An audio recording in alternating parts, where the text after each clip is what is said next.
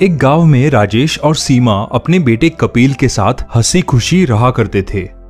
एक दिन राजेश सीमा से कहता है, सीमा, अब कपिल की उम्र शादी के लायक हो गई है और तुम्हारी भी तबीयत ठीक नहीं रहती है। क्यों ना एक अच्छी सी लड़की देखकर कपिल की शादी कर दी जाए, क्या कहती हो? हाँ जी, आप सही कह रहे हो।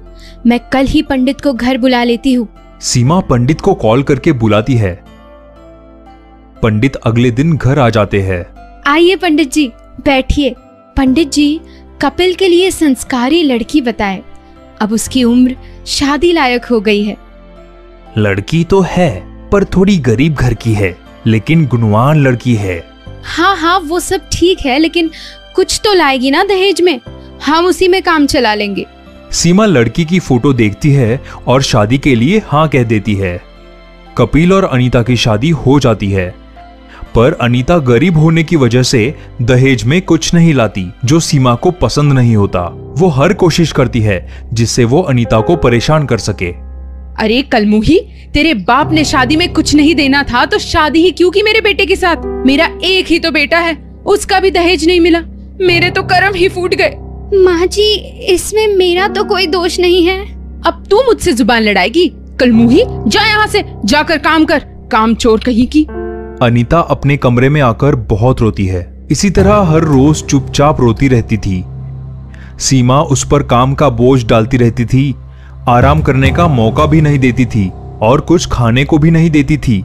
एक बार जब सब खाना खा रहे थे, अरे ओ, पहले जाकर कपड़े धोकर आ, फिर खाना खा लियो। जब देखो तब खाने पर टूट पड़ती है। काम नहीं होता इससे, काम चोर कहीं की। अरे माँ, सुबह से तो वो काम कर ही रही है, अभी उसको खाना खाने दो। हाय राम, मेरे तो कर्म ही फूट गए।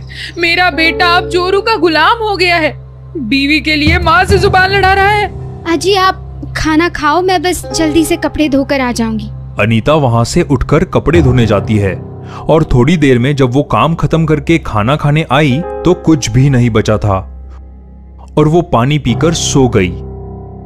यह लगभग रोज का काम हो गया था।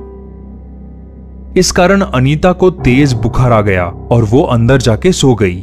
अनीता, ओ अनीता, क्या हुआ तुम्हें? तुम लेटी हुई हो, सब ठीक तो है? लगता है मुझे बुखार हो गया है। अच्छा, तो आज तुम कोई काम मत करना, बस आराम करो। चलो, मैं काम पर जा रहा हूँ, तुम अपना ध्यान रखना। इतना कहकर कपिल काम पर चला जाता है। थोड़ी देर में वहाँ सीमा अनीता को बुलाती हुई आती है।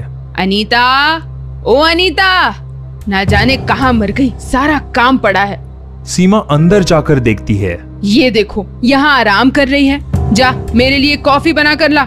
माँ जी, मुझे तेज बुखार है, खड़ी भी नहीं हो पा रही हूँ। मुझे जवाब देती है? सीमा अनीता को एक जोर से थप्पड़ मार देती है। अनीता कॉफी बनाकर लाती है तो उसके हाथ से कप टूट जाता है, जिसकी वजह से सीमा उसको खूब सुनाती है। कप तोड़ दिया, खाती तो गधे की तरह है और हाथों में जान नहीं है, कोई काम ढंग से नहीं होता। अनीता चुपचाप उसकी बातें सुनती रहती है और रोती रहती है। कुछ टाइम बाद उसकी सास को चेचक निकल जाती है और वो बहुत परेशान हो जाती है। हाय राम, बहुत दर्द हो रहा है, क्या करूं मैं? माँ, आप चिंता मत करो, मैं सब ठीक कर दूंगी। अनीता सीमा की जी जान से सेवा करती है, जिससे उसे परेशानी भी होती है, पर वो सब झेल लेती है। ये सब देखकर सीमा को अपने किए पर पछतावा होता है। मुझे माफ कर दो अनीता, मैंने तुम्हारे साथ बहुत बुरा बर्ताव किया बेटी, माफ कर दो। नहीं माँ जी, आपको माफी मांगने की जरूरत नहीं है। कुछ दिन बाद सीमा ठीक हो जाती है और अब वो अनीता को बहुत प्यार से रखती है।